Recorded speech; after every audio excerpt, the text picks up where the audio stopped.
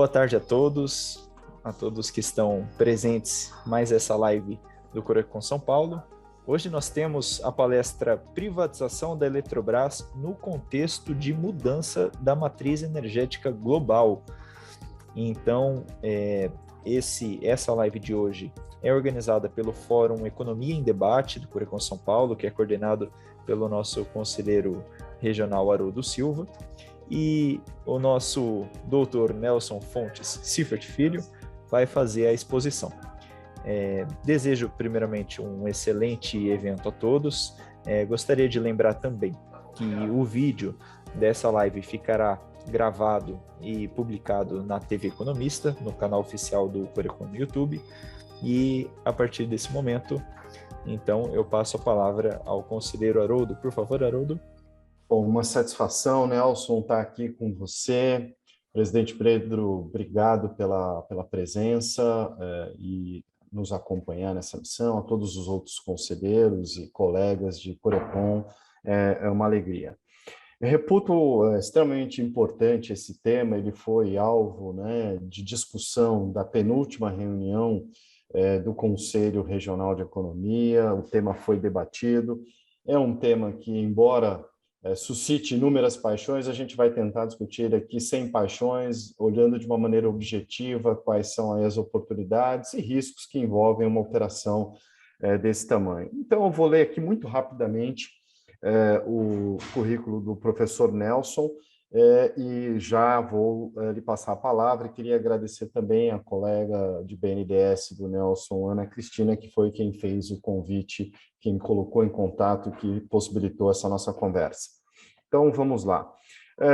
Nelson Fontes Schiffer Filho é doutor em Ciências Econômicas pela Universidade de São Paulo, pela USP, é mestre e graduando em Economia pela Universidade Federal do Rio de Janeiro, especialista em Project Finance pela London Business School, foi superintendente de infraestrutura do BNDES entre 2009 e 2016, chefe de departamento de energia entre 2003 e 2009. Nesse departamento, ele participou da estruturação de operações de financiamento de grandes projetos de hidroelétricas, parques eólicos e linhas de transmissão. Portanto, se vê que sabe muito sobre o tema energia. Em logística, ele atua nos projetos de rodovias, ferrovias, portos e aeroportos, que complementa a sua especialização aí na questão da infraestrutura nacional. Foi também executivo do BNDES nas áreas de desenvolvimento regional, planejamento e agronegócio. Professor convidado do curso de graduação, MBA e pós-graduação da Escola Politécnica do Instituto de Economia da UFRJ. Atualmente é diretor do Instituto de Ciência e Tecnologia da Rede de Estudos do Setor Elétrico. Professor Nelson, com um currículo desse aqui, a gente tem plena convicção de que tem muito para aprender aqui. A palavra é sua, faça sua apresentação, seus comentários, fique à vontade, depois a gente separa um tempinho, talvez eu faça alguma provocação para a gente fazer alguns questionamentos, e quem tiver perguntas, o Júlio vai lembrar, coloca aí no chat, a gente vai encaminhar elas apropriadamente depois. Professor, a palavra é sua e reitero aqui meu agradecimento. Muito obrigado, Haroldo. Muito obrigado aí ao presidente Pedro, do Corecon São Paulo. Muito obrigado pelo convite de poder estar aqui, participar do Fórum de Debate de Economia do Corecon. Acho que iniciativas desse tipo são muito meritórias, necessárias. Eu acho que a sociedade tem que debater os temas relevantes, os temas econômicos. E nós, como economistas, tendo o Corecon como patrocinador aqui do evento, eu sinto que a gente está em casa, somos assim, trabalhamos no mesmo ofício, somos economistas, então dividimos o mesmo ofício, e para mim é um prazer poder estar aqui presente e poder colaborar. Assim como o Haroldo colocou o meu currículo, eu também gostaria de falar um pouco sobre a minha história assim, profissional, porque o que eu vou falar da Eletrobras também tem a ver com essa história. Como o Haroldo colocou, sou economista, formado pelo UFRJ, fiz doutorado em São Paulo, aí na USP, para mim foi um prazer imenso participar da USP, fazer o doutorado. Fiz na área de economia industrial, a professora Elizabeth Farina foi a minha orientadora.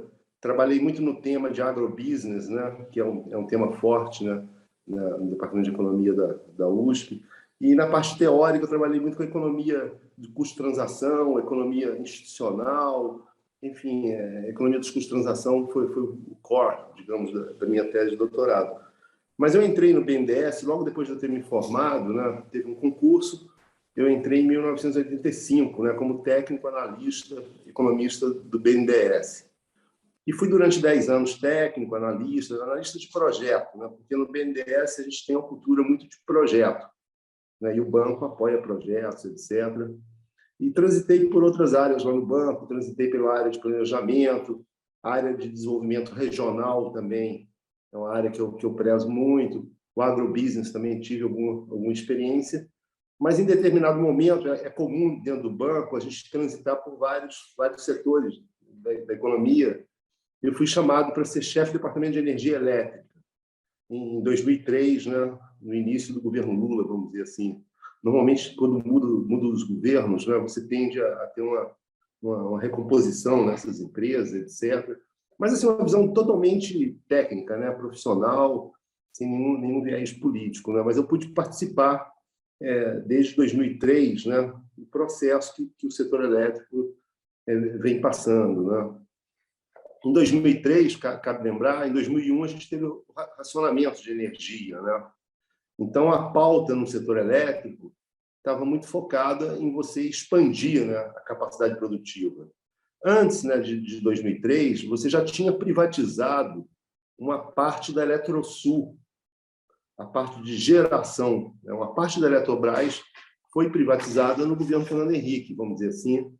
A parte de geração da Eletrosul, a própria ENGIE, né, a atual ENGIE, comprou esse parque de geração e hoje, né, a ENGIE é uma empresa privada francesa que está aqui no mercado brasileiro, deve ser a maior geradora privada atualmente no mercado brasileiro. E a Eletrosul ficou mais para a parte de distribuição, e etc. Mas a Eletrobras permaneceu uma empresa grande, né? Era uma empresa que tem Furnas, tem Eletronorte, tem a Chesf, né? Itaipu, Eletronuclear, enfim, era uma empresa grande em 2003 e permanece, né? É uma empresa grande. Mas o viés do setor elétrico a partir de 2003 foi você crescer a expansão, expandir o parque gerador. E aí teve uma reformulação do marco regulatório do setor elétrico em 2004, e aí surgiram os leilões, né? Os leilões de compra de energia. O leilão também é uma forma transparente, uma forma que coloca competição. Então, todo o setor elétrico, né? Você tem um ambiente regulado de energia, onde você tem esses leilões. Os compradores de energia nesses leilões são as distribuidoras de energia do país todo, e os vendedores são os geradores, né? Esses leilões são A-5, A-3, não significa que você tem leilão hoje, daqui a 5 anos o projeto de geração tem que estar em operação, ou a linha de transmissão tem que estar em operação, e ela entra no sistema e passa a ter uma receita, né, de acordo com o resultado daquele leilão. E esse modelo, cada projeto, cada ativo do setor elétrico, era construído com base no conceito de Project Finance. Você cria uma sociedade de propósito específico que tem por objetivo implantar e operar aquele ativo. Seja uma linha de transmissão, seja um parque eólico, seja uma hidrelétrica, seja uma termoelétrica. Todos são SPEs. A SPE tem um controlador e a SPE, uma linha de transmissão, ela tem uma receita garantida anual, a RAP, pela disponibilidade daquela linha no sistema de transmissão. A geradora, ela tem os contratos de compra e venda de energia que ela faz com as distribuidoras, são contratos de longo prazo, de 20 anos. E isso aí permitiu ao BNDES financiar o crescimento, né, do parque gerador de 2003 até hoje, o parque também de transmissão, a rede de transmissão que o Brasil tem, além de ter apoiado as distribuidoras, etc. Você criou centenas de sociedades de propósito específico. A Eletrobras, na época, o Brasil sempre teve uma questão fiscal muito, muito crítica, né? E sempre teve muitas assim, amarras no sentido de conter o endividamento das empresas públicas, né? Porque numa visão consolidada, né, de endividamento do setor público, muitas vezes entra a dívida das empresas estatais. É discutível, essa questão é discutível, é uma questão de finanças públicas, etc.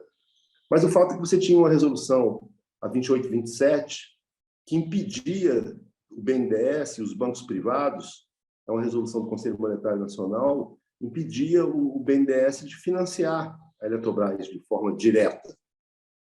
E o que a Eletrobras fez, então, a partir de 2003? Ela fez essa sociedade de propósito específico, ela passava a deter 49% das ações e investidores privados, empresas privadas, passavam a ter 51% da SPE. A SPE era considerada privada, o BNDES poderia financiar aquela SPE, o endividamento daquela SPE não entra nas contas públicas, porque é de toda uma empresa privada, e esse modelo foi empregado, assim, digamos, quase que a exaustão. Vou dar um exemplo: o financiamento de Giral, o financiamento de Santo Antônio, as hidrelétricas lá do Rio Madeira, o financiamento de Belo Monte, o financiamento de pequenas centrais hidrelétricas. O padrão de financiamento é o mesmo, é o Project Finance, onde você calcula a dívida de acordo com a capacidade de pagamento. E o projeto é feito com equity e dívida. E, normalmente, você consegue ter uma proporção de 70% de dívida e 30% de equity. Esse aportava.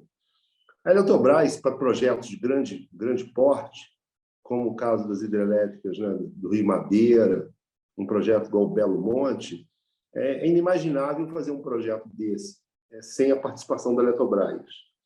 A Eletrobras é uma empresa que tem uma engenharia, tem uma capacidade de mobilização de recursos, tem uma tradição, ela, no fundo, ela reduz incerteza, né? E você fez, digamos assim, uma parceria público-privada. Isso é uma forma de uma parceria público-privada. Essa modelagem, né, permitiu a expansão do parque gerador brasileiro de uma forma bem expressiva nos últimos 15 anos, nos últimos 20 anos, entre 2003 e 2016, 2018, enfim, até hoje o parque gerador brasileiro vem crescendo, tanto que o parque gerador brasileiro hoje é de 186 gigas. Naquela época era menos de 100 gigas. Então, você colocou mais de 80 gigas de capacidade com base nesse modelo. A Eletrobras também, em 2003, 2005, 2006, ela foi muito importante também no PROINFA. O PROINFA foi um programa lançado, né, ainda em 2002, no governo Fernando Henrique, mas que no governo Lula o PROINFA deslancha. Deslancha na medida em que ele é formatado e desenhado, e no PROINFA, que é um programa de incentivos das fontes alternativas de energia, o objetivo do PROINFA era colocar 3.600 megawatts de nova capacidade em operação. Desses 3.600, 1.200 PCH, 1.200 eólica e 1.200 biomassa. A eólica no Brasil, naquela época, praticamente não existia. Você não tinha eólica, você tinha, no máximo, 20 megawatts implantado, experimental, etc. Então, o PROINFA foi um programa importantíssimo, para incentivar o start, né, o início da energia eólica no Brasil. Porque, no caso da Eletrobras, ela comprou essa energia do PROINFA, toda essa energia foi comprada pela Eletrobras, e a Eletrobras repassa essa energia para o sistema, e o PROINFA também, do ponto de vista financeiro, é neutro para a Eletrobras, porque o PROINFA acaba sendo um encargo dos consumidores de energia. Quem paga pela energia, no fundo, são os consumidores. A Eletrobras, no fundo, é uma gestora do programa, do ponto de vista assim, de comprar energia, fazer a liquidação financeira, e ela também, ao ela comprar energia, ela mitigou o risco de crédito e permitiu você financiar as SPEs, os projetos das hidrelétricas, pequenas hidrelétricas, da eólica e da biomassa. A eólica cresce de forma exponencial de 2003 até hoje. Esse programa foi importante e o BNDES, em paralelo ao PROINFA, desenvolveu um programa de conteúdo local. Ou seja, é possível conjugar política energética e política industrial.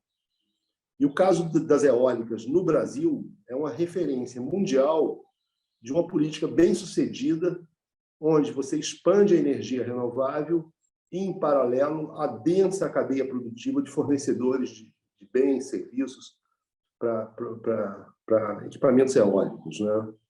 No caso, o BNDES ele só financiava se os empreendedores comprassem equipamentos credenciados na Finame. Esse é um padrão do banco, todos os setores. E a Finame começou a credenciar, né, fornecedores de equipamento para eólica, monitorava o grau de conteúdo nacional que tinha nesses equipamentos, formava um protocolo, um acordo com essas empresas fornecedoras, onde elas se comprometiam a apresentar uma trajetória crescente de conteúdo local. E essa trajetória crescente, ela tinha liberdade de escolher os componentes que ela gostaria de internalizar a produção no país, de tal forma você ter uma produção competitiva, né? Você vai internalizar aqueles itens que você é mais competitivo. No caso da eólica, o conteúdo nacional era de apenas 30%, digamos, no início. E o próprio equipamento eólico você consegue dividir em 3 partes. A torre, a nacelle, que é a parte mais densa tecnologicamente, que tem o rotor, tem o cubo, tem o gerador de energia, e a pá. Então, são 3 componentes, a pá, a torre e a nacelle. E esses 3 componentes foram monitorados, né, pela área industrial do banco, pela área de equipamentos, no sentido de credenciar, etc. Então, assim, e o Proinfra ele foi só um start, foi uma política industrial, uma política de dar incentivo à expansão de uma nova fonte de energia, uma nova tecnologia que foi introduzida na matriz energética brasileira, e, em paralelo, se buscou adensar a cadeia produtiva. Hoje, o Brasil tem mais de 200 fornecedores de peças e componentes para aerogeradores. Você tem 6 fabricantes de aerogeradores no Brasil, enquanto que a indústria no mundo todo são 12 fabricantes, é um oligopólio de alguma forma, mas boa parte desse oligopólio está presente aqui no Brasil, o que aumenta a possibilidade de você ofertar um produto, de você ter competitividade nesse produto, e essa indústria tem o desafio de se tornar exportadora, né, de equipamentos renováveis.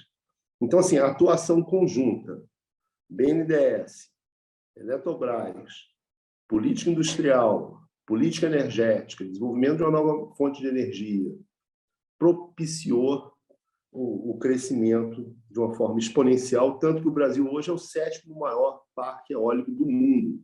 São mais de 20 gigas de capacidade implantado. E o parque eólico também tem uma dimensão regional muito importante, porque zonas, né, regiões do semiárido, regiões, né, com baixo nível de renda, baixo nível de IDH, baixo nível de oportunidade econômica, passam a se tornar áreas propícias, né, à geração de energia no semiárido, etc., do Nordeste, abrindo várias alternativas. Mas, assim, por que eu estou contando isso, né? Porque a Eletrobras, então, ela é uma empresa que ela vai além do fato de ser uma empresa, né? Ela tem uma dimensão regional no Brasil, né? Ela atua praticamente no país todo. Ela tem uma dimensão, uma possibilidade, uma capacidade de desenvolver políticas, né, energéticas, de desenvolver políticas industriais. Então, em alguma medida, a Eletrobras é, sim, um instrumento, né, que o Estado brasileiro tem no sentido de fomentar o desenvolvimento, de direcionar, de buscar direcionar o desenvolvimento e o crescimento, no sentido de adensar a produção local, a geração de empregos local, no sentido de ter um protagonismo maior no direcionamento da matriz elétrica brasileira, etc. Mas o fato é que a Eletrobras está num processo de privatização. Eu tenho pela Eletrobras um carinho muito grande, assim, porque eu participei de várias operações de financiamento, entendo a dificuldade que foi, vi o crescimento da Eletrobras também nesse período, a geração de ativos, enfim, a capacidade técnica, a dimensão regional, a importância que a Chesf tem para o Nordeste. A Chesf certamente é a maior empresa do Nordeste brasileiro, então ela tem uma dimensão regional extremamente importante. Furnas também tem um impacto muito grande aqui na região Sudeste. A Eletronorte, em relação à Amazônia, né, ela tem uma dimensão realmente muito, muito relevante. Mas o fato é que a Eletrobras está num processo, né, de privatização. há uma lei, né, a Lei 14.182, né, promulgada dia 12 de julho de 2021, e esse processo está em curso. Eu gostaria de primeiro, colocar algumas características desse processo de privatização da Eletrobras, voltar a falar sobre algumas características da Eletrobras enfim, a gente debatendo essa questão. Entendo que o processo de privatização está por um fio, assim, no sentido de ocorrer ou não ocorrer. Porque o fato é que até, se não me engano, dia 20 de maio, né, se esse processo não for assim, finalizado, você vai necessitar, né, ter uma publicação de um balanço trimestral, porque a Eletrobras tem ações na Bolsa de Nova York, e aí você precisa ter publicação de balanço trimestral, etc. Começa também o calendário, né, eleitoral, político, etc. E pode ser que escorregue o processo e você não tenha a privatização da Eletrobras nesse governo. Mas, por outro lado, também há a possibilidade, sim, de ocorrer a privatização ainda nesse governo, ainda esse ano. Então, acho que esse debate do Corecon é um debate muito apropriado, porque se a Eletrobras não for privatizada, é importante que a sociedade brasileira entenda, né, o que é a Eletrobras, o que ela pode fazer, o que ela pode servir, como que ela pode trabalhar no sentido de promover o desenvolvimento brasileiro, contribuir para esse desenvolvimento. E se ela for privatizada, é importante ainda também esse debate, é extremamente relevante, porque ela é um player, né, uma empresa muito, muito, muito grande, muito importante, e seja privada ou seja pública, eu acho que entender a estratégia dela, as proposições, enfim, acompanhar o desenvolvimento da Eletrobras, o desdobramento, enfim, é muito relevante. Eu vou colocar aqui alguns pontos do processo de privatização.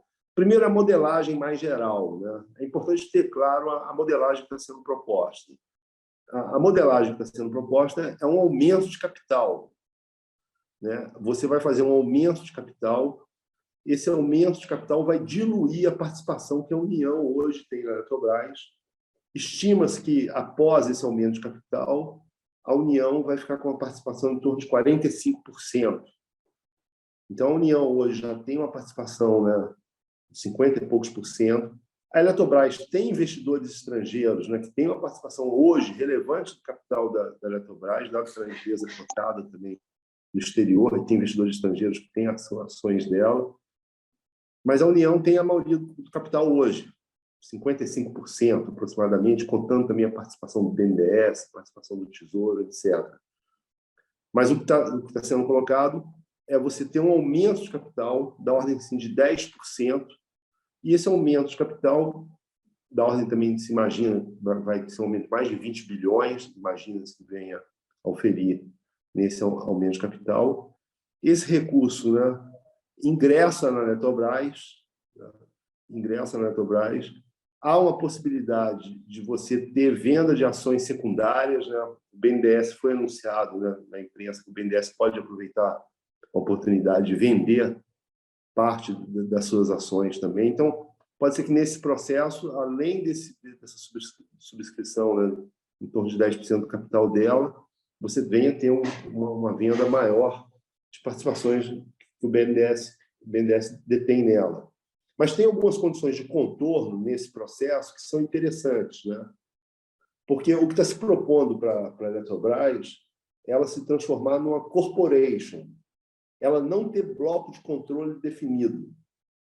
Esse é uma modelagem, uma governança própria, que existem poucos casos aqui no Brasil. A Vale do Rio Doce está se propondo a ser uma corporation onde você não tem acordo de acionistas e nem tem bloco de controle. No caso da Eletrobras, se propõe que nenhum acionista deverá ter mais do que 10% do capital. E mesmo que ele tenha mais de 10% do capital, como vai ser o caso da União, que vai ficar com 45%, ou 40%, enfim, uma participação inexpressiva, o poder de voto dela fica limitado a 10%, ainda que a União tenha mais de 10% do capital. O fato de ser uma corporation, eu, por um lado, acho interessante. Acho que se você tiver que vender a Eletrobras, é melhor que ela seja uma corporation do que você vender o bloco de ações todo do BNDES, ou você permitir a formação de acordo de acionistas, etc. Porque, nesse caso, a Eletrobras poderia ser comprada pela State Grid, que é uma chinesa, ou ser comprada pela AES, ser comprada por qualquer outra empresa, os europeus também estão aqui no mercado brasileiro. Uma coisa importante, né? O setor elétrico brasileiro é um setor que está presente assim, players de toda a natureza, né? Você tem as maiores empresas de geração de energia elétrica do mundo presentes aqui no mercado brasileiro, sejam americanas, sejam europeias. A americana, a AES, por exemplo. A europeia, a ENGIE, como eu mencionei. Tem a Enel também, controladora aí da Eletropaulo, um grupo imenso também, europeu, italiano. Tem os chineses aqui presentes, que controlam a CPFL hoje. Então, assim, e tem empresas privadas, nacionais, você tem grupos como, por exemplo, a Equatorial, você tem a Energisa, você tem empresas estatais também de bom nível técnico e econômico-financeiro, como a CEMIG, a Copel, a Eletrobras mesmo.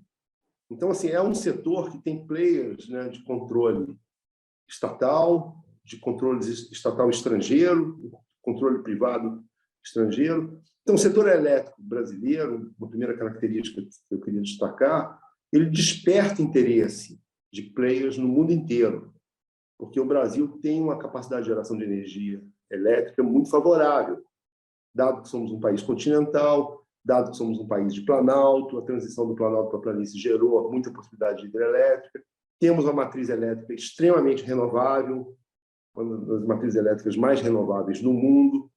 E aí, quando a gente está falando desse assunto de Eletrobras, é interessante a gente pensar também nessa questão da transição energética, mudança da matriz elétrica mundial. Então, a energia renovável vai ganhar, e tem ganho, uma importância extremamente importante dentro da questão energética mundial. E a Eletrobras é a 21ª maior empresa de energia do mundo. É uma das empresas que, com volume de energia renovável extremamente expressivo. Ela tem 40 gigas de capacidade. A rigor, a Eletrobras tem 50 gigas. Mas no processo de privatização, está saindo, né? Saiu a eletronuclear, porque a gestão nuclear, constitucionalmente, tem que ser estatal, pública, e está saindo também a participação que a Eletrobras tem em Itaipu, dado que Itaipu também é binacional, e, enfim, não poderia ficar sob controle de outra empresa que não pública. Mesmo com a saída da geração correspondente a Itaipu, que não é pouco, contando também eletronuclear, também não é tão pouco, cerca de 10 gigas, a Eletrobras ainda fica com 40 gigas de capacidade. Desses 40 gigas de capacidade, eu diria que 90% de energia é renovável. Então, é uma empresa. Quantas empresas no mundo possuem um portfólio de 40 gigas, 90% disso renovável? Pouquíssimas empresas no mundo têm um portfólio desse.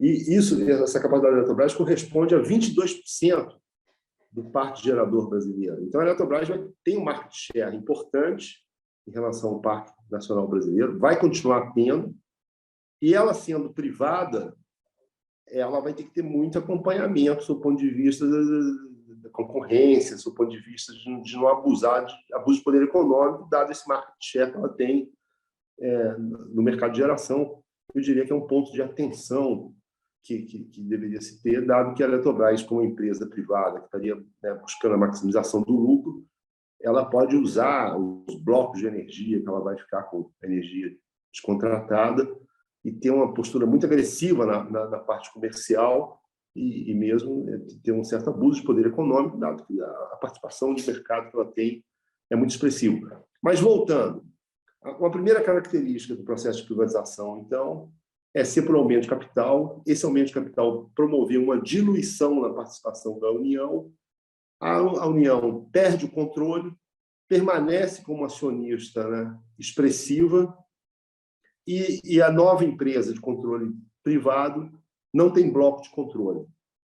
Isso é uma característica que, do meu ponto de vista, é desejável, porque se você permitisse ter bloco de controle, ela poderia ser adquirida por uma desses players internacionais que eu mencionei, e aí ela estaria totalmente subordinada a uma lógica de um investidor estrangeiro, de outro centro de decisão, onde ela estaria incorporada a um portfólio de uma empresa ainda maior que ela, de tal forma que perderia totalmente, né, assim, ela como um centro próprio de crescimento, né? Nessa modelagem de corporation, eu acho que ela permanece uma empresa com vida própria. Ela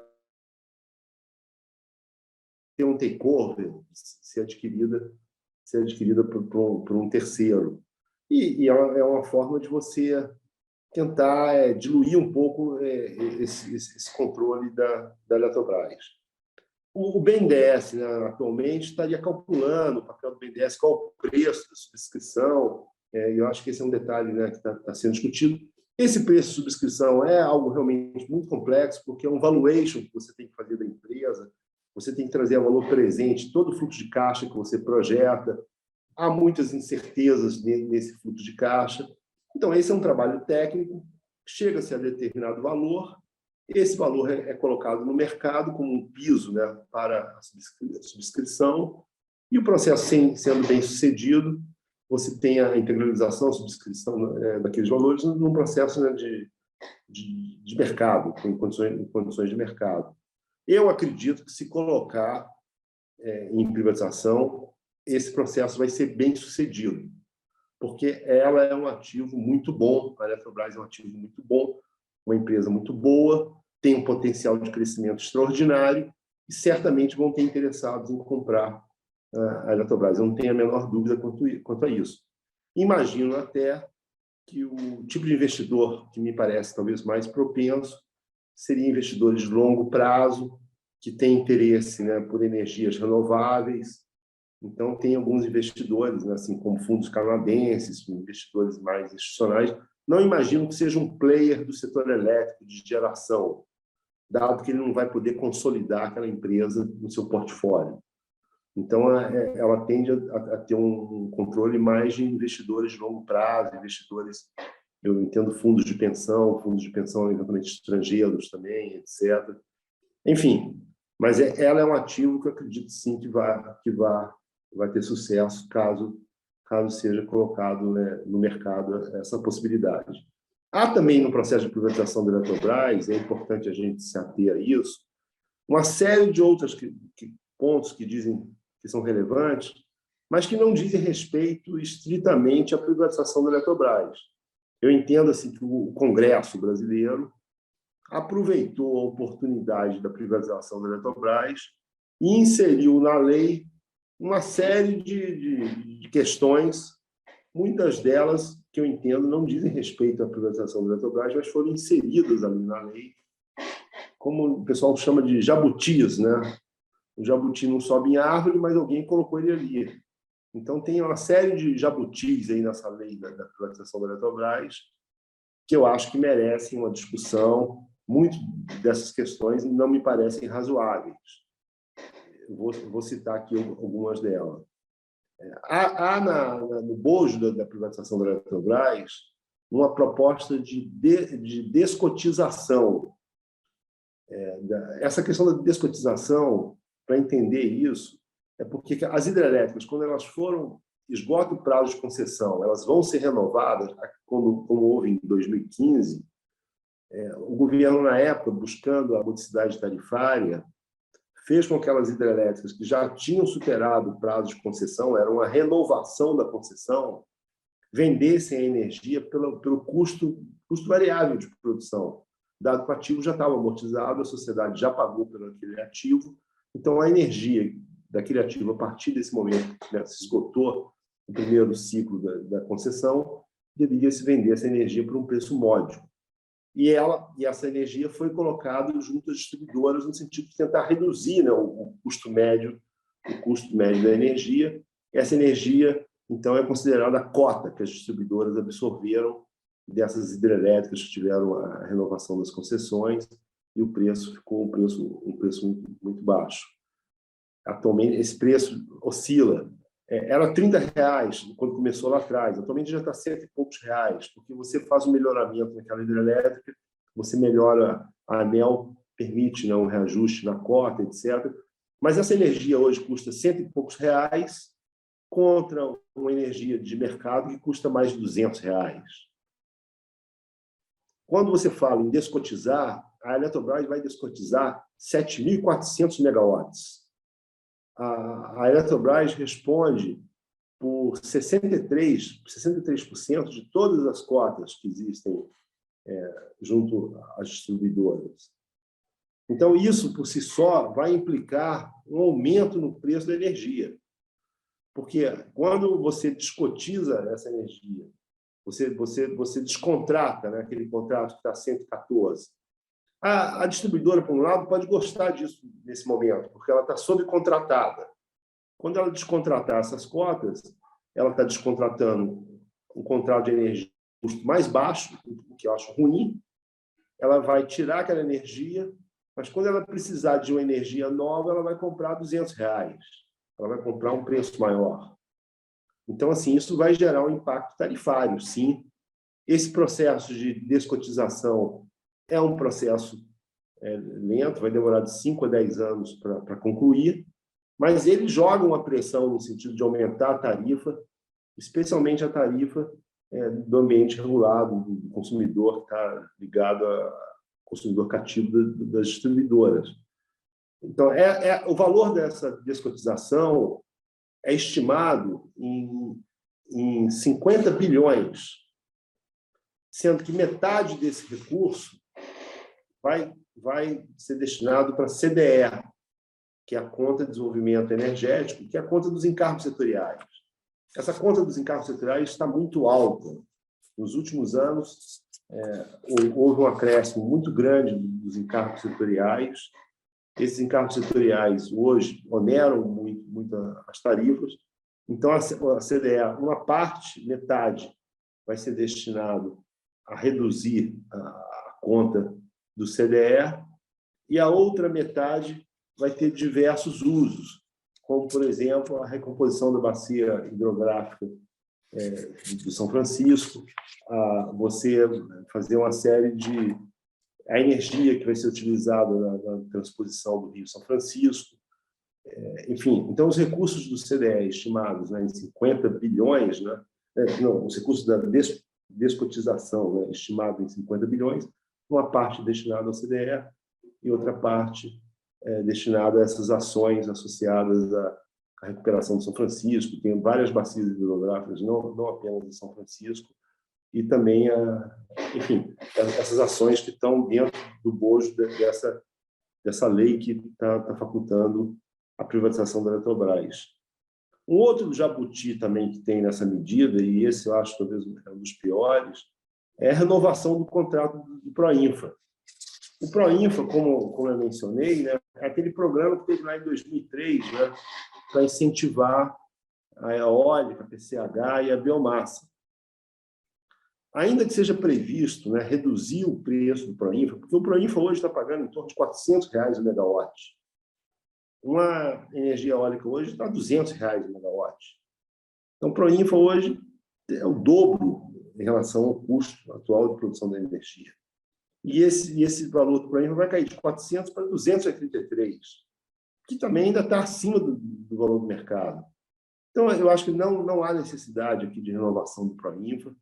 Terminando esse contrato do Proinfa, né, que é um contrato de 20 anos, já deve estar em vias de terminar, caberia aos empreendedores do Proinfa vender essa energia no mercado livre, enfim, comercializar a energia da melhor forma que julgarem.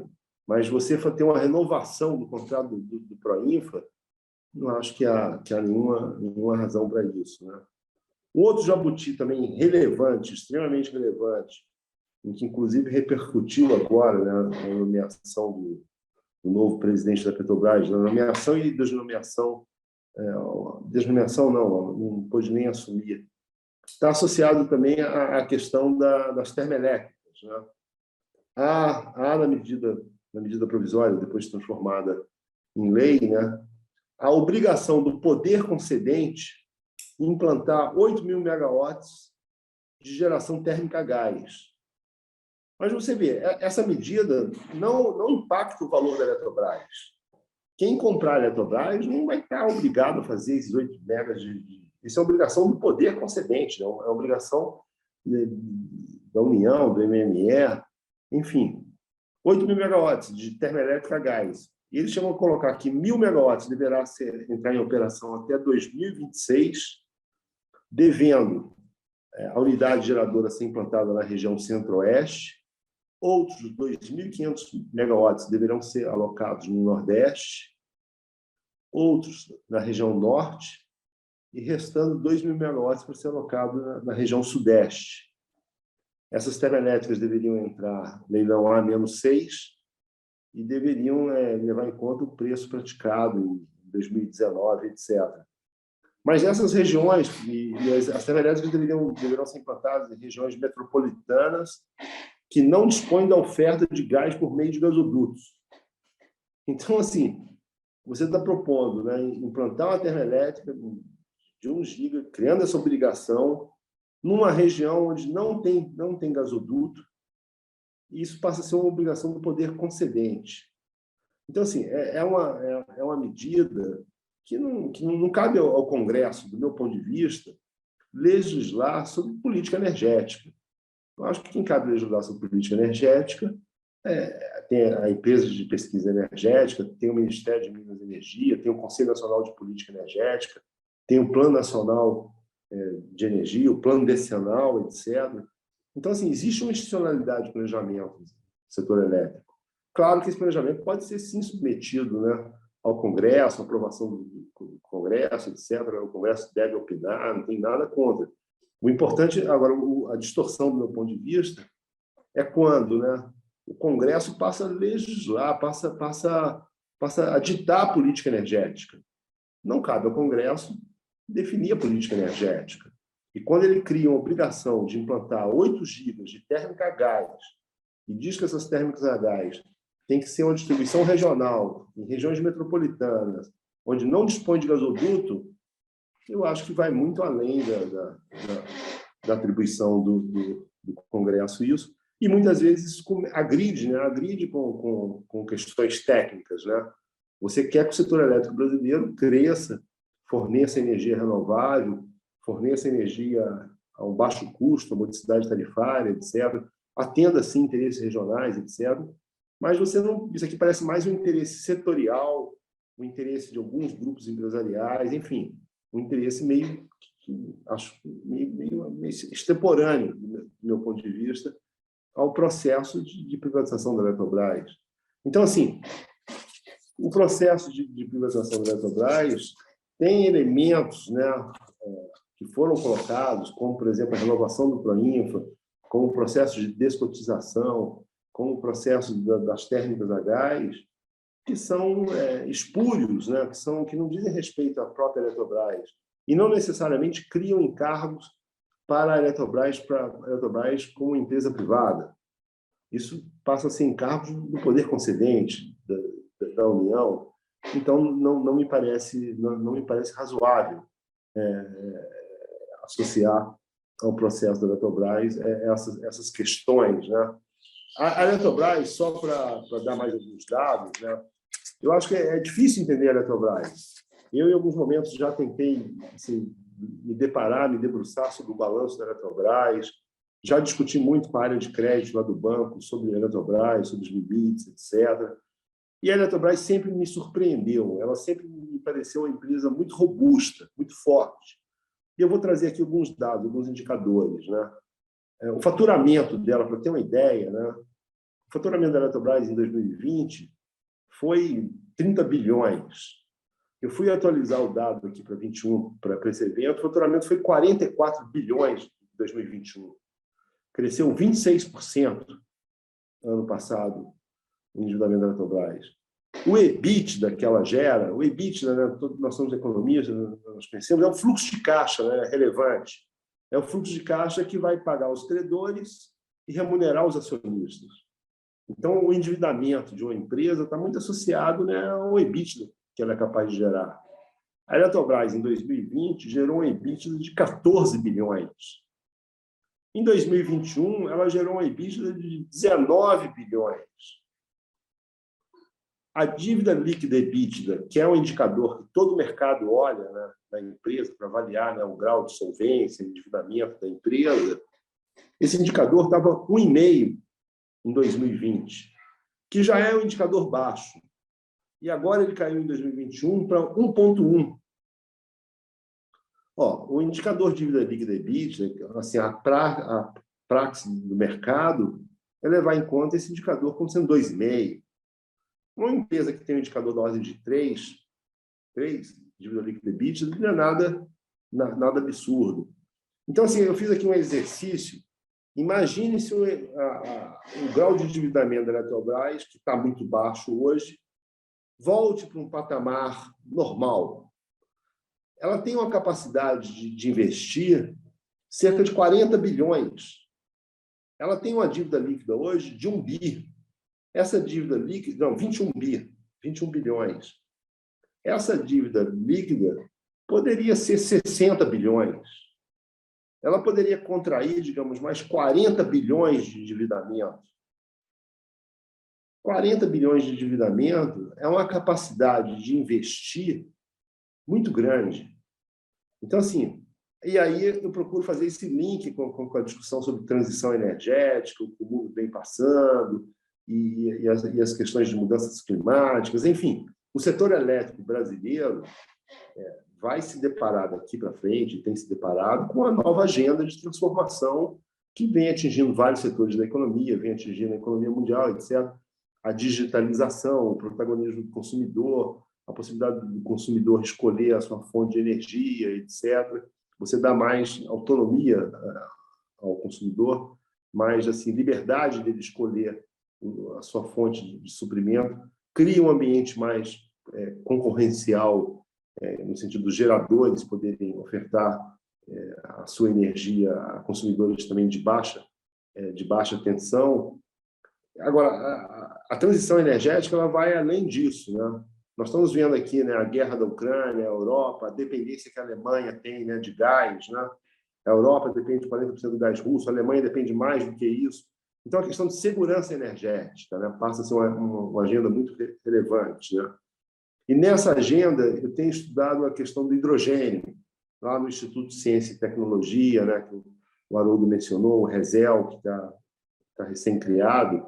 Nós estamos procurando estudar essas questões da transição energética e estamos também estudando a questão do hidrogênio, né, como um novo vetor, como um novo componente na matriz elétrica e energética mundial.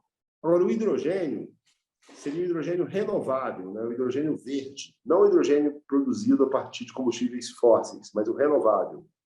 Esse renovável, para cada quilo de hidrogênio, você consome 50 megawatts-hora de energia renovável. Se você conseguir exportar o hidrogênio, seja da forma líquida, ou exportar derivados do hidrogênio, como a amônia, o metanol, etc., há uma perspectiva a médio prazo da energia se tornar um bem tradable. Porque energia elétrica uma coisa que a gente tem que pensar. Eu entendo que não é uma commodity, porque uma commodity ela é tradable, ela é homogênea, tem uma cotação internacional. Energia é um serviço de utilidade pública, né? Ele tem uma dimensão de serviço de utilidade pública muito relevante. Mas se você conseguir transformar a energia renovável em amônia, exportar amônia, você está exportando energia renovável, de alguma forma. Então, assim, dentro desse processo de transição energética que está se abrindo, há uma perspectiva de outros energéticos, né, como o exemplo do hidrogênio, se tornarem tradables. E a tendência é o petróleo reduzir, né, a participação na matriz energética mundial, o carvão mais ainda, etc. E novos energéticos surgirem. Então, a Eletrobras, nesse sentido, eu entendo como uma plataforma extraordinária de crescimento em energias renováveis. O Brasil tem muita vocação na energia solar, tem muita vocação na energia eólica. O parque hidrelétrico da Eletrobras pode servir como baterias, né? Porque as hidrelétricas vão funcionar de forma diferente do que funcionaram no passado, porque a energia renovável é uma energia intermitente, né? Ela não é despachável. A hidrelétrica é uma energia despachável. E é necessária uma complementação entre as duas. que muitas vezes você produz energia intermitente à noite e você poderia usar essa energia para bombear nas hidrelétricas e voltar a água no sentido de aumentar o seu estoque de água, aumentar a sua estocagem de energia. Então, a operação conjugada, integrada de hidrelétricas, parques eólicos, usinas solares, etc., as diversas fontes renováveis atuando de uma forma conjunta, te garante uma segurança de suprimento, te garante uma estabilidade de suprimento, etc. Então, assim, nesse sentido, eu entendo que a Eletrobras é um ativo cobiçado pelos investidores a nível mundial, que se esse processo for à frente, ele vai ter comprador, e ela ser uma corporation, ela vai passar por um processo de muita instabilidade, do seu ponto de vista societário, do seu ponto de vista de governança, até se assentar, até se estabilizar, até você criar uma estratégia. Então, assim, me preocupa, no caso da Eletrobras, ela como empresa privada, como é que ela vai conseguir estabilizar e desenhar essa estratégia de crescimento dela. Porque se hoje ela está com a dívida líquida EBITDA, porque o trabalho que foi feito na Eletrobras, eles venderam todas as SPS, aquelas 100 e poucas SPS, que lá atrás, desde 2003, eu participei financiando, elas já foram vendidas. Então, a Eletrobras, guardada a proporção, passou por um processo parecido com o que a Petrobras tem passado de vender seus ativos. A Eletrobras já vendeu muita coisa de SPS. Aquelas SPS poderiam servir como uma plataforma de crescimento em renováveis, mas já foram vendidas. Ainda restam algumas SPS dentro da Eletrobras. Outra questão societária que a Eletrobras vai ter que discutir: Chesf, Furnas, Eletrosul, Eletronorte, faz sentido você ter essas controladas ou deve-se fundir tudo numa única empresa? Chesf, por exemplo, ela já chegou ali no limite no Nordeste enquanto uma geradora, né, hídrica. Ela pode ter mais um ou outro projeto a ser feito. Ela tem muito protagonismo na energia renovável, na eólica, na solar. Chesf também pode ter um papel importante na questão de transposição de bacias, né? Então, assim, a Chesf é um instrumento de política regional, de política extremamente relevante para o Nordeste. Então, assim, a sociedade brasileira, ao privatizar a Eletrobras, abre mão de um instrumento importante de política pública, no sentido de promover desenvolvimento regional, desenvolvimento local, desenvolvimento energético, enfim, abre mão dessa possibilidade, porque esses ativos vão passar a ser geridos por uma ótica privada, onde você busca retorno e lucro. Oi. Então, uma palestra fantástica, você já falou sobre um monte de coisa e só suscitou mais dúvidas ainda, dá para ouvir você muito mais tempo aqui. Mas eu queria abrir um pouquinho para os espaços das perguntas, tá? Se você me permite. Mas você me deu você deu uma aula para a gente, você falou que tem capacidade de investir mais 40 bi se a gente chegasse ao nível de endividamento normal de mercado aí. E eu vou fazer uma pergunta só, então, né? Está discutindo aqui agora, eu vou passar aqui para o pessoal fazer os comentários deles. Está se discutindo agora, né? Teve uma audiência pública, o TCU está fazendo várias rodadas para tentar encontrar aqui elementos que possam balizar ou não o reporte daquele tribunal. E o ministro da Economia mencionou que, inclusive, a guerra da Ucrânia é um instrumento para a defesa da privatização da Eletrobras. Me parece contrafactual, né? Parece contraintuitivo, eu diria, o que o ministro falou e a realidade dos fatos. Mas não vou entrar nessa questão política, eu queria saber o seguinte: se você disse aqui que tem 40 bi, que é possível investir, e mostrou, evidentemente, como é que isso é feito aí, privatizar com a prerrogativa, né, pelo menos com a justificativa de que não se tem dinheiro para investir, me parece de verdade inapropriado. Mas outra questão que eu queria encaminhar é a seguinte: a medida provisória que deu início a esse processo foi no meados do ano passado. E aí, pondo um pouquinho aqui o chapéu de advogado. A medida provisória tem dois elementos, né? Ela precisa mostrar a urgência e a relevância do fato. Não resta dúvida que a questão da Eletrobras é relevante. Mas é um caminho apropriado iniciar um processo como esse a partir de uma medida provisória, colocando tanta celeridade? Parece que o calendário eleitoral é mais importante do que o projeto de Estado-nação que a gente tem. Então, eu queria que você comentasse esses dois elementos aqui, eu já de maneira sucinta, Nelson, para a gente passar as questões da plateia aqui, se você me permite, tá bom? Obrigado. Tá ok, Haroldo. Assim, a questão de dinheiro, que não existe dinheiro para investir, não é o caso, é uma balela, né? Era uma empresa pública, uma empresa privada, uma SA, cotada, etc. É só você descontingenciar a Eletrobras, aquele endividamento, ela teria bancos no mundo inteiro, né, interessados em emprestar para a Eletrobras para bancar um programa de investimento delas, né? Então, acho que não é por insuficiência de dinheiro que você vai investir, vai privatizar a Eletrobras de forma nenhuma, né? A questão da urgência e relevância, eu também concordo. Não vejo essa urgência e relevância, e acho que também se agregou muitas outras coisas na privatização da Eletrobras que não dizem respeito à própria Eletrobras, né? Então, acho que a sociedade brasileira tem que discutir como o setor público regula, né, o setor elétrico, se uma empresa estatal cabe ter uma empresa estatal, qual política pública eu posso exercer com ela, né? Então, são outras questões, né?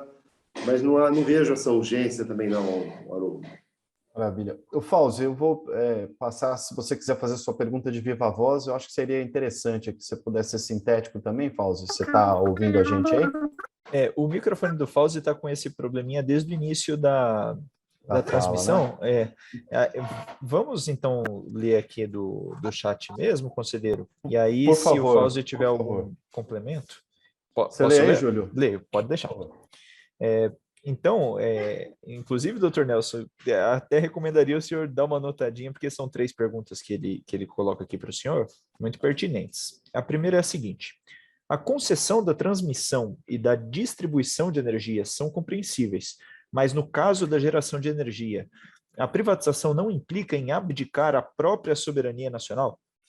Essa é uma primeira pergunta. O segundo questionamento que ele faz é o seguinte: mesmo que os investimentos iniciais tenham sido totalmente amortizados, não há que se pensar nos investimentos de reposição, tanto na geração como na transmissão e distribuição? E a terceira pergunta: dada a situação patrimonial e financeira da Eletrobras, sua privatização atenderá anseios do setor privado com total omissão e conivência dos atuais mandatários políticos do país? Então, esses são os questionamentos do Fauzi, certo, Fauzi? Tá ok. A primeira pergunta, né, a questão das concessões de linha de transmissão, distribuição, eu acho que, no fundo, tem uma questão, né, que o Haroldo colocou aí no início, né, acho que a guerra da Ucrânia está deixando isso claro, né? A energia é um ponto central em toda a sociedade, né? Envolve segurança nacional, envolve soberania. Você vê que a Alemanha está numa situação muito vulnerável do seu ponto de vista energético, a Rússia se valendo dessa situação, etc. Então, assim, no mundo todo, os ativos, né, de energia, boa parte deles são públicos, né?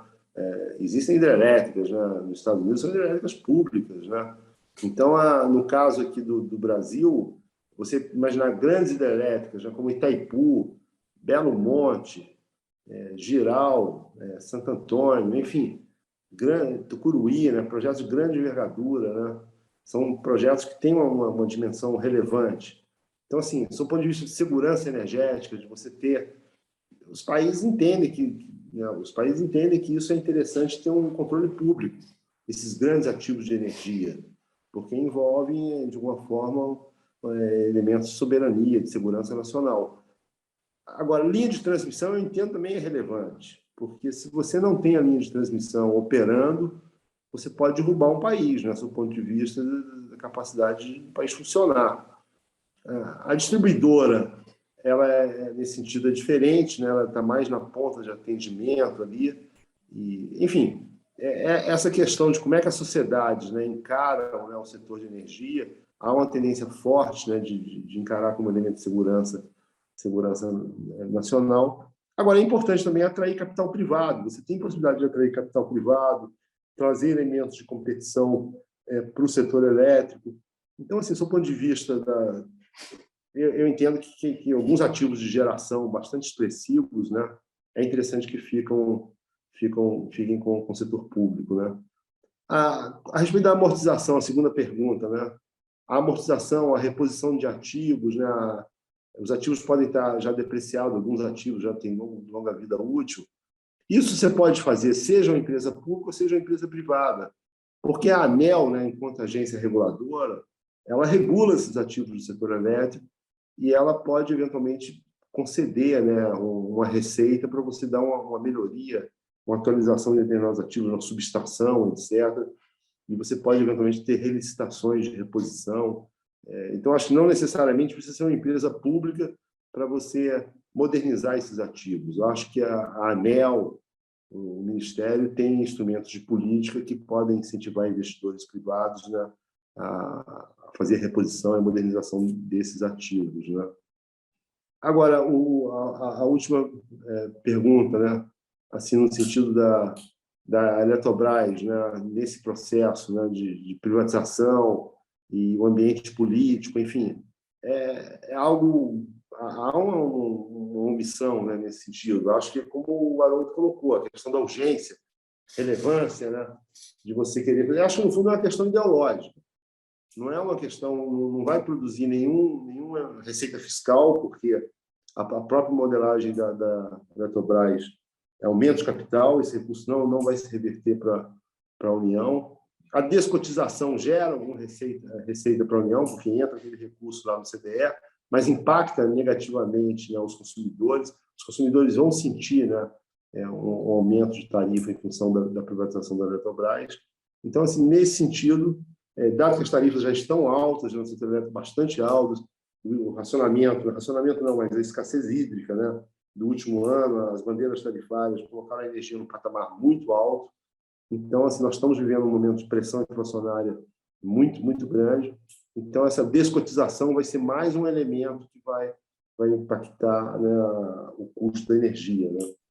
Então, assim, há uma certa omissão, sim, do ambiente político em relação a essas questões, né? Maravilha. Eu vou fazer só mais uma pergunta, a gente não tem outras perguntas da plateia aqui, e vou pedir depois para o presidente Pedro fazer aí o nosso encerramento. Mas acho que chegou uma coisa do Sérgio aqui, eu já faço a pergunta do Sérgio. Sérgio, obrigado, você tem caminhado aí.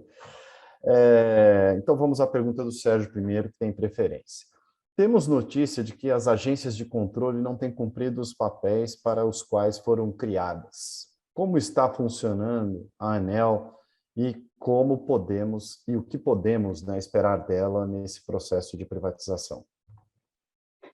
Quem regula o setor elétrico está trabalhando bem?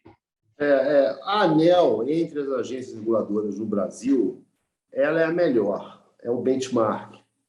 Então, assim, eu acho que a sociedade deve, sim, fazer essa pergunta que foi feita, né?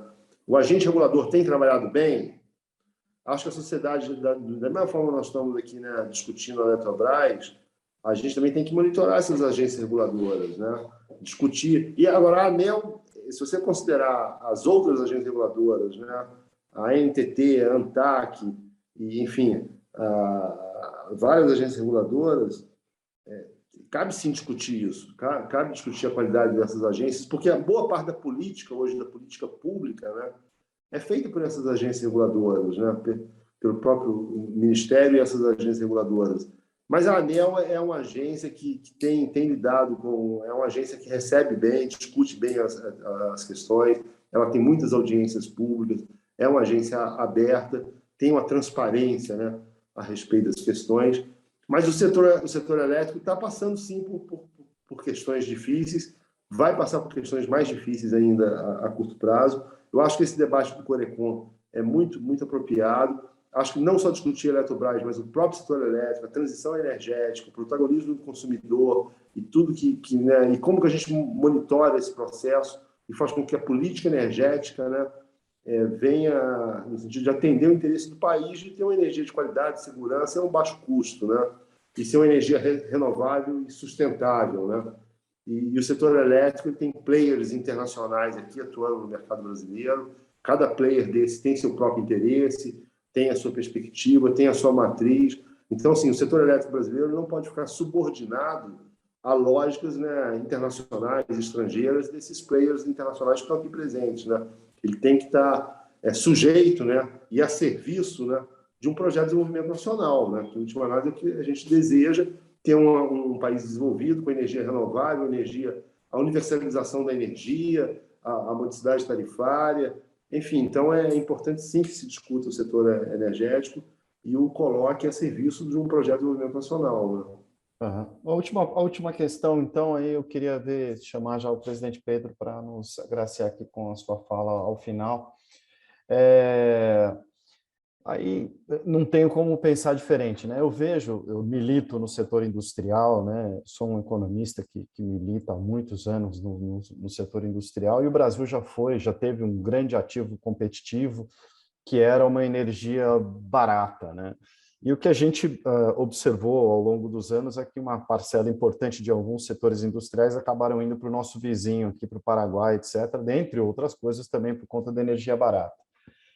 E, paradoxalmente, eu vejo muitos industriais, talvez aí pela questão ideológica, questão do mercado, a questão do livre mercado, etc., apoiando firmemente a privatização da Eletrobras, sem pensar, por exemplo, nesses detalhes que são fundamentais que você mencionou, que, pelo que eu entendi, vão resultar em custos ainda maiores a médio e longo prazo. Os industriais brasileiros, avançando esse processo de privatização, com esses jabutis que você colocou aí, pelo que eu entendi, eles podem se preparar para ficar ainda menos competitivos em termos de energia que é levada à produção? O que os industriais brasileiros têm feito, ou parte deles, é se tornar autoprodutor. Autoprodutor, ele começa, digamos, eu sou uma determinada indústria, aí um desenvolvedor de um parque eólico desenvolve aquele parque eólico, chega para mim, que eu sou industrial, e fala: você não quer ser o controlador daquele parque e me paga um arrendamento por esse parque, e aquela energia passa a ser autoprodução sua. Isso é uma forma dele burlar, dele sair fora dos encargos setoriais. Porque os encargos setoriais estão ficando muito altos no setor elétrico e está abrindo, e alguns industriais, não só industriais, mas também da área de comércio e serviços também, estão saindo do ambiente regulado e indo para esse ambiente que não é nem um ambiente livre, porque no ambiente livre você paga encargo setorial, ele está virando direto um autoprodutor. Quando ele passa a ser um autoprodutor, ele não paga os encargos setoriais. Quando você faz a geração distribuída na sua casa, que também é desejável, você também não paga os encargos setoriais.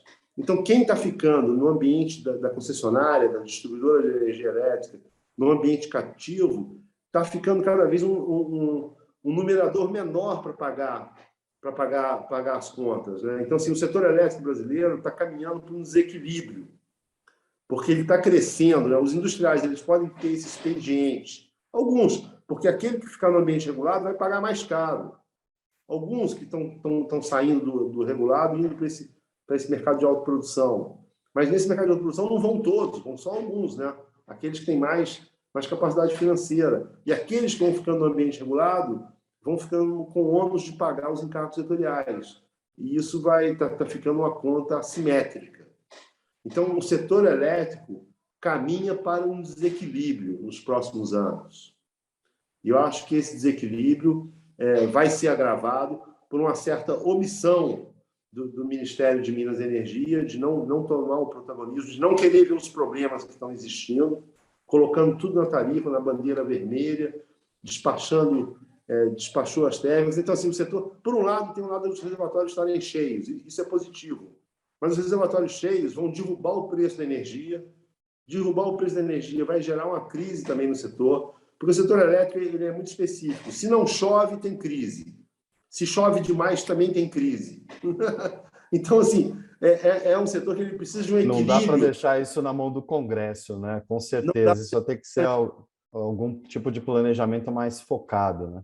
Mais focado, onde o Ministério tenha realmente o protagonismo nessa agenda, dialogue com a ANEEL, com os outros, né, agentes do setor, apresente ao Congresso, discuta com o Congresso, mas não pode deixar isso na mão do Congresso, como tem sido feito nos últimos anos, porque vários interesses regionais e espúrios começam a se inscrever na política energética, e a política energética vira uma coisa, assim, um calhambeque desgovernado, entendeu? E nós estamos assim, mais ou menos nessa linha, entendeu? Porque o pessoal está encontrando uma forma de burlar os encargos setoriais e eles estão indo por aí.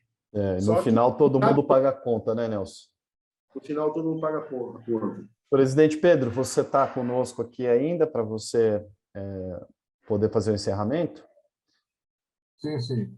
Obrigado, conselheiro. Então, presidente Pedro, a palavra é sua. Eu só finalizo aqui agradecendo muito ao Nelson. Foi uma aula brilhante. E, presidente Pedro, a palavra é sua. Obrigado a todos que estão aqui presentes, especialmente ao Nelson. Nelson, você deu o pontapé inicial por uma decisão do plenário do Conselho Regional de Economia do mês passado. Na sessão de março, nós estamos na seguinte situação: aprovamos, não aprovamos um apoio ou não à privatização, e por unanimidade dos conselheiros, foi dito o seguinte: o Corecon São Paulo tem como articular uma boa colaboração técnica para a discussão, independente de paixões políticas ou não. E você conseguiu hoje, pelas suas colocações, eu estava aqui ouvindo tudo, nos dar um embasamento fantástico. Nós vamos continuar com esse debate, porque a nossa obrigação, a nossa perspectiva é ouvir aqueles que são a favor, aqueles que são contra, e que a população tenha mais elementos, os decisores, Congresso, governo, tenham mais elementos para, se possível, com toda a boa intenção que possam ter, fazer o melhor para o país. Então, muito obrigado, Nelson. Agradeço também a todos que participaram, colocaram as suas perguntas, e esse debate continua. Continua para que a gente possa ajudar o país como economistas, e essa é a marca dos economistas nestes últimos 70 anos. Muito obrigado.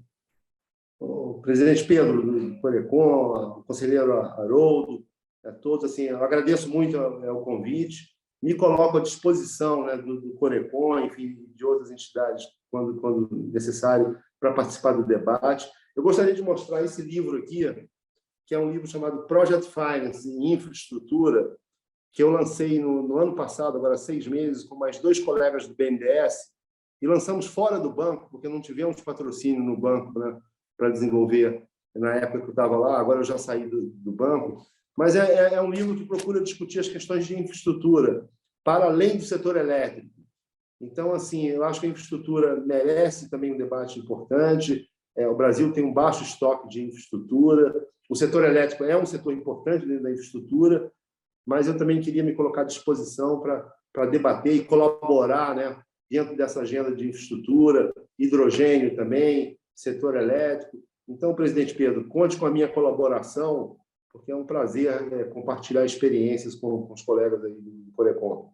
Nelson, você gostaria de fazer um lançamento, embora já tenha 6 meses, desse livro numa live? Tem interesse? Gostaria, sim, tem interesse, viu? Nós já estamos lançando este mês, possivelmente, 2 livros, um voltado às empresas que contratam negros e o sucesso delas, e outro voltado à questão de planejamento e utilização de técnicas econômicas no planejamento. E eu acho que você poderia também estar, talvez não neste mês, no próximo mês, a gente faria uma live com você e com os outros autores que quisessem, para nos mostrar isso. Nós não estamos fazendo propaganda de livros, nós estamos trazendo qualidade para dentro do ambiente dos economistas de São Paulo. Então, eu te convido para, se você se interessar, o Júlio tem os seus dados, ele vai depois entrar em contato com você para a gente marcar uma live com você, os demais autores, para explicar o livro e a importância disso. Tá bom? Então, muito obrigado. Conte comigo, eu tenho interesse, sim, o presidente Pedro. Eu vou falar com meus colegas, né, os coautores, né, para eles também participarem. Para nós é um prazer, uma satisfação. A gente discute aqui questões de aeroporto, questões de rodovias, setor elétrico, modelagem, questões financeiras, e é sempre muito bom, né, poder apresentar e discutir e conversar, né? Enfim, pode contar conosco, presidente. Tá ok? Maravilha, gente. Muito obrigado, Nelson. Agradeço você demais. Obrigado, presidente. Obrigado, audiência. Júlio, um abraço. Falamos, Nelson. Obrigado. Um abraço, gente. Boa tarde. Obrigado. Um abraço a todos, uma excelente tarde e só reforçando que essa excelente exposição de hoje ficará disponível permanentemente na TV Economista também. Tudo bem? Uma ótima tarde a todos, até a próxima.